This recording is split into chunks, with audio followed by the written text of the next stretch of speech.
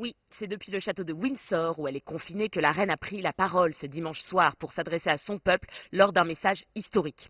C'est la souveraine d'Angleterre historique. Elle n'avait pris la parole de cette manière que 4 fois auparavant, lors de ses 68 ans de règne, donnant à l'épidémie de Covid-19 la même importance que son jubilé de diamant en 2012, le décès de sa mère en 2002, le décès de la princesse Diana en 1997 et la guerre du Golfe en 1991.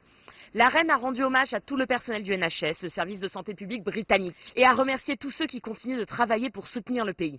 Elle a également soutenu l'initiative Care for Our Carers, qui encourage les citoyens britanniques à applaudir le personnel médical tous les jeudis à 20 h depuis leurs fenêtres.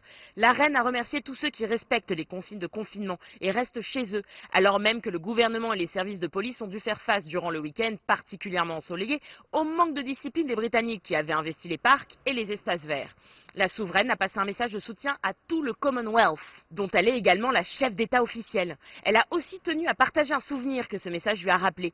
Sa première allocution officielle à la radio, accompagnée de sa sœur en 1940 pendant la Seconde Guerre mondiale, depuis le château de Windsor, alors qu'elle était âgée de 14 ans.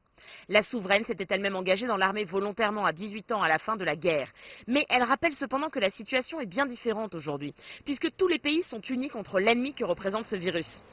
Cette annonce s'est d'ailleurs produite alors que le virus touche même les plus hautes fonctions étatiques.